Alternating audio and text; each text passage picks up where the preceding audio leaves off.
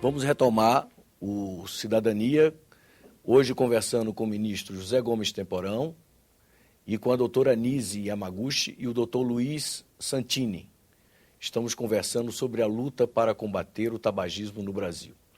Doutora Nise, a senhora poderia explicar um pouco os malefícios do tabaco? Porque isso parece que não está tão claro para muitos fumantes. Exatamente. Na realidade, o cigarro atua em vários níveis. Ele é absorvido pelo pulmão, entra na circulação sanguínea e atinge todas as células do corpo. Inclusive, passa a barreira entre o cérebro e o sangue, dando uma sensação de prazer. Nesse processo, ele atua em vários receptores cerebrais, também na formação de hormônios relacionados ao prazer, então serotonina, dopamina, né, que são bem conhecidos hoje, mas também numa ação tipo adrenalina, adrenérgica. Então você começa a ter batimentos cardíacos mais aumentados, as contrações das artérias, com isso a pressão aumenta. No próprio pulmão, diretamente, o cigarro danifica as paredes dos brônquios e começa a ter um sistema em que as células, que geralmente têm cílios e que mandam toda a sujeira embora, elas perdem essa capacidade imediatamente. Numa tragada, os cílios do brônquio param. Então, ele já não manda nem vírus, nem poeira embora, nem outras toxinas. Aí, depois de tanto danificar, aquelas camadinhas, aquela única camada de células vira várias, que começam a descamar e que dão aquele pigarrinho. Então, aquele pigarrinho do fumante já é um monte de célula descamada de inflamação dos brônquios. Fora isso, começa a danificar os alvéolos, que são aqueles saquinhos onde o ar se troca com o sangue. E abre os alvéolos formando bolhas, que podem se romper, que é o enfisema. E cria um catarro crônico em alguns pacientes, obstruindo a saída do ar, e aí o ar vai ficando mais dentro do pulmão, não consegue trocar adequadamente e a pessoa fica com falta de ar. E tudo que é absorvido, que circula, acaba saindo pela bexiga. Mas antes disso, entrou em contato com toda a cavidade oral. Então, câncer de língua, de garganta, principalmente quando associado ao álcool, câncer de esôfago, de estômago, de pâncreas e de bexiga, porque depois que é absorvido, ele fica um tempão na bexiga e as substâncias nocivas causam mutações na bexiga e pelo sangue, na mama, no útero, na próstata, enfim, em todos os lugares. Então, o número de malefícios, assim, montam mais de 50 doenças causadas pelo cigarro. É uma panaceia, não é? Uhum. É difícil imaginar algo que cause tantos males assim. É impressionante. E eu perguntaria ao doutor Santini. Envelhecimento e infertilidade ainda. Isso é uma coisa muito séria. E por que, doutor Santini, para aquele que não fuma, mas que está no ambiente, o fumo é tão prejudicial? Está comprovado isso cientificamente, através de vários estudos em vários países do mundo, que a exposição passiva à fumaça do cigarro tem o mesmo efeito negativo que a exposição ativa. Há alguns trabalhos que até, acho até que mais, porque a fumaça oriunda da extremidade do cigarro, onde está havendo combustão, ela tem ainda mais fatores nocivos do que a fumaça que é aspirada e filtrada. Então, não há diferença significativa, quer dizer, do ponto de vista de saúde pública, entre você estar exposto ao cigarro ou você ser fumante. Do ponto de vista de saúde pública, é tão nocivo uma situação quanto a outra.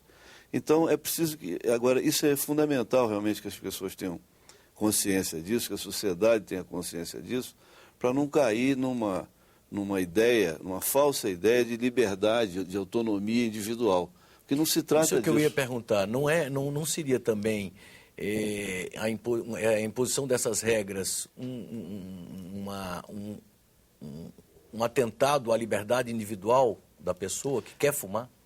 Há quem procure fazer esse tipo de argumento, mas esse argumento ele não tem consistência e ele não é aceito em nenhum lugar do mundo. Você vê o exemplo que o ministro já citou, né, dos vários países que já aboliram fumo em ambientes fechados definitivamente. Justamente porque não se trata realmente de uma liberdade. O que se trata é que você está provocando um dano a si mesmo, bom, aí seria liberdade, mas está provocando um dano aos outros.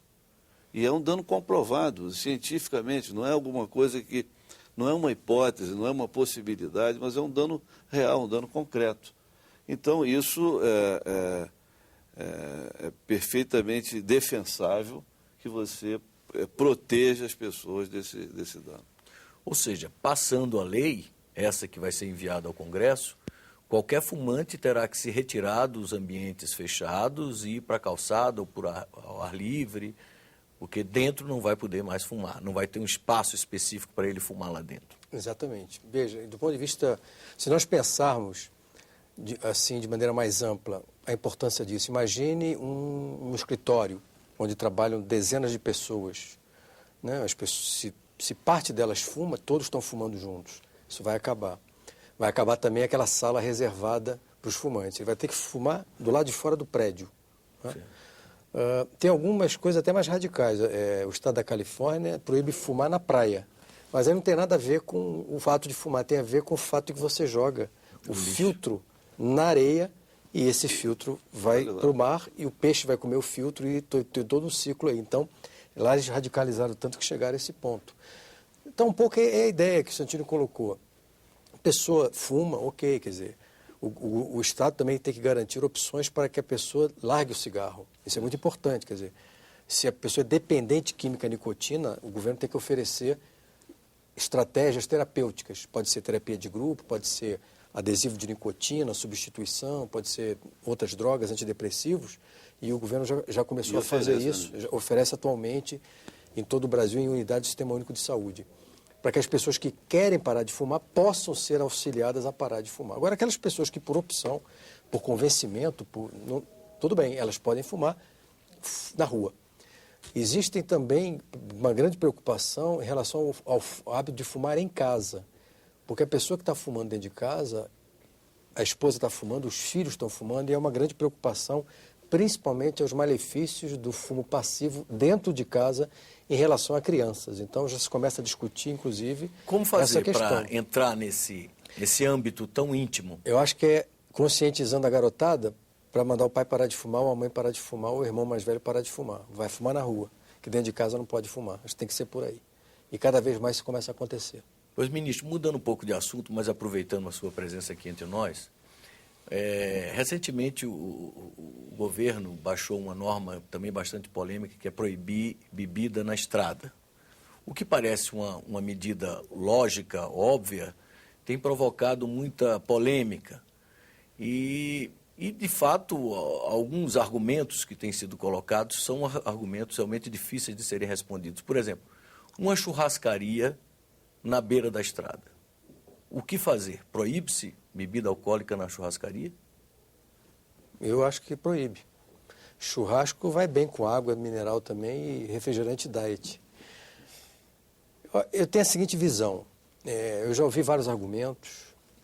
Interessante que a maioria desses argumentos apontam para o mesmo epílogo. As pessoas vão beber e vão dirigir. Outro dia eu estava vendo o dono de um restaurante na beira do Mestrado no Rio de Janeiro que entrou com mandado de segurança, porque acho que, se não me engano, é um restaurante que vende bacalhau. Então eu estava dizendo, puxa, eu vou ter que fechar meu restaurante, porque quem é que vai parar aqui para comer bolinho de bacalhau sem tomar um vinho? E aí mostrava uma cena de um cidadão que, evidentemente, ao terminar a lauta refeição de bacalhau com vinho, uma garrafa inteira sozinho, pegou o seu carro e saiu pela estrada fora. A situação da violência no trânsito no Brasil chegou a um grau, os números são, o Brasil gasta 30 bilhões de reais por ano com acidente de trânsito, em geral, considerando todos os danos.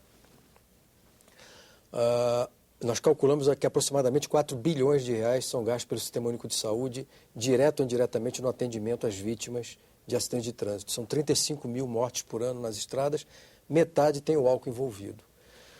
Nós chegamos num grau, eu diria, tão dramático, em que o que as pessoas fazem ano após ano é chorar seus mortos, que nós temos que radicalizar um pouco. Mesmo entendendo e compreendendo os argumentos dos empresários, eu acho que essa radicalização ela vai permitir uma reflexão profunda e aí a gente tentar achar o ponto de equilíbrio. É correto o argumento de que temos que aumentar a fiscalização nas estradas, é correto. Também é correto que nós temos que aumentar as multas, é correto. É correto também mudar a lei e fazer com que dirigir embriagado seja crime, passível de prisão. e que, portanto, uma pessoa que bêbada dirigiu um carro e matou alguém, ela passa a ser culpada por um homicídio doloso e não mais hoje que essa pessoa pode responder em liberdade. Esse tipo de mudança na legislação já aconteceu nos principais países europeus, em vários estados americanos, e nós temos que encarar essa questão aqui também. Então, mesmo que o governo esteja sendo criticado por essa medida ter sido um pouco, digamos assim, pesada, eu acho que ela é justificável pela gravidade da situação, e eu acho que agora o Congresso Nacional, que vai ter que discutir e aprovar essa medida provisória, vai poder discutir com mais maturidade, refletir e fazer os eventuais ajustes que sejam necessários. Mas eu diria que é uma medida político-pedagógica importante, para que as pessoas... Eu acho interessante que tem muita gente que acha um absurdo. Como é que eu não posso beber? Então as pessoas acham natural beber e dirigir. O motorista de caminhão chega lá na churrascaria, em algum lugar, toma uma branquinha, uma cachaça e vai dirigir, como se isso fosse natural. Isso é um absurdo. Outra coisa, há uma banalização do consumo de cerveja. Poucas pessoas já percebem que uma lata de cerveja tem o mesmo teor de álcool do que uma dose de cachaça. A mesma concentração de álcool. Então, a cerveja tem álcool, 5% em média, algumas um pouco mais. E as pessoas tratam a cerveja como se fosse uma bebida inócua, quase como se fosse água. Não é. Então, essa é uma questão grave, um problema seríssimo de saúde pública e que o governo tem que enfrentar com coragem. Ministro, outro problema de sua pasta é a questão do aborto, né? A quantidade de mulheres que, ao praticarem um aborto clandestinamente, acabam perdendo a vida, comprometendo a saúde. Como é que o senhor vê essa questão do aborto? É um problema de saúde pública, não é? Em todo o mundo, hoje na Europa só existem 3 países que criminalizam o aborto, apenas Grécia, e Andorra e mais um. Todos os outros países mudaram a legislação. O mais recente foi Portugal, através de uma consulta pública, de um plebiscito. A questão aí é uma questão que é complexa, porque ela envolve visões filosóficas, éticas, até religiosas, não é? E levanta muita polêmica, muita discussão. Isso foi assim no mundo inteiro. Não é? Mas acho que ela deve ser enfrentada, porque se você perguntar para as pessoas, se fizer uma enquete, eu tenho certeza que se a pergunta for, você é a favor do aborto? 99% das pessoas vão dizer que não, até porque ninguém é a favor do aborto como método anticoncepcional. Agora, se você fizer uma outra pergunta, que é, você é a favor de que uma mulher que é levada a interromper a gravidez seja presa? Eu tenho certeza que a maioria absoluta das pessoas vai dizer que também não acha razoável. Então, nós temos uma equação complexa a enfrentar. Nós temos a 4ª causa de morte materna no Brasil, né? Além das 200 mil curetagens por ano, em que suspeita-se que grande parte sejam abortos induzidos, né? Normalmente induzidos em situações inseguras por mulheres pobres. Né? Porque o Brasil também, de uma certa forma, é o país do cinismo. Né? As mulheres de classe alta e classe média resolvem o seu problema da maneira mais fácil hoje em qualquer capital brasileira. Então tem um pouco de cinismo, tem muito de machismo, porque eu fico perplexo para ver como é que muitos homens se colocam frontalmente contra a mudança na lei. Mas eu gostaria de ver o que as mulheres acham sobre isso. Essa é uma questão que se remete diretamente ao universo feminino, e a mulher tem um papel fundamental nesse processo. Mas, normalmente, os principais críticos contra qualquer mudança na legislação são homens. Não é?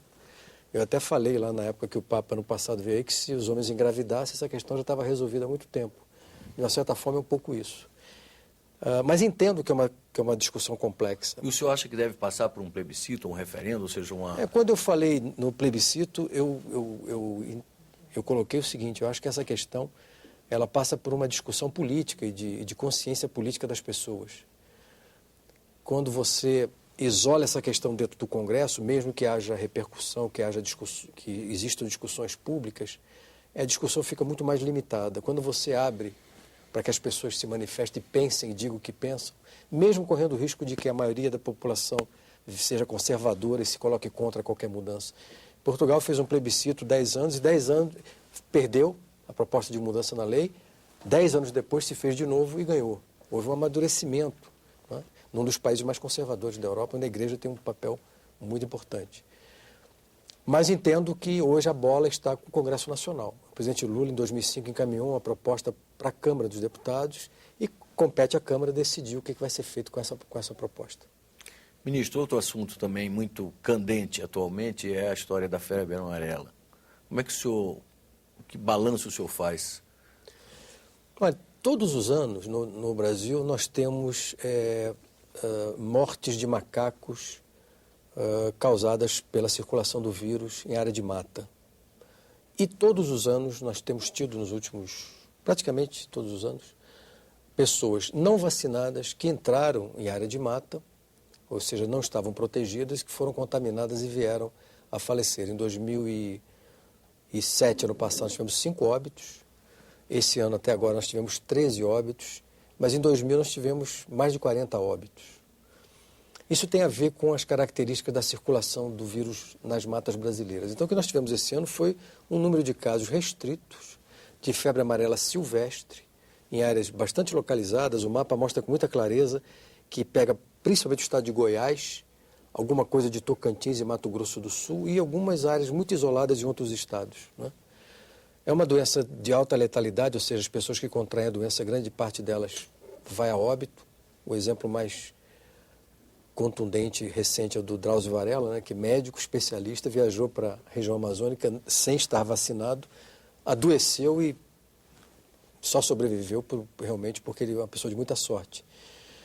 Porque ele mesmo escreveu um livro dizendo que ele mesmo tinha certeza que estava morrendo, né? Então mas ao mesmo tempo o Brasil é o maior produtor do mundo dessa vacina. Existem só 2 laboratórios no mundo que produzem a vacina no Brasil, a Fundação Oswaldo Cruz. Então, acho que se fez muito alarde, houve uma certa irresponsabilidade por parte da imprensa em tratar a questão, alarmismo desnecessário, e acabou acontecendo, olha que coisa, Armando. Na 3ª semana de janeiro, nós tínhamos um número maior de pessoas internadas por efeitos colaterais da vacina do que pessoas com suspeita de febre amarela, porque milhares de brasileiros tomaram vacina sem necessidade. Sem necessidade. Então houve... Mas acho que agora a situação está bastante tranquila, esse número de casos isolados se estabilizou e a tendência agora é nós resolvermos essa questão. E quem sabe um dia fazer uma reflexão, pode ser até no seu programa, sobre as relações entre saúde, mídia, comunicação, informação e educação, que é um tema bastante interessante. O senhor já fica convidado para voltar aqui para prazer. tratarmos desse assunto. Chegamos ao fim de mais um Cidadania. Eu quero agradecer a presença do ministro Temporão, da doutora Anise, do doutor Santini, e dizer a você que está nos assistindo que pode enviar o seu comentário pelo endereço eletrônico entrevistas@senado.gov.br. Até o próximo Cidadania.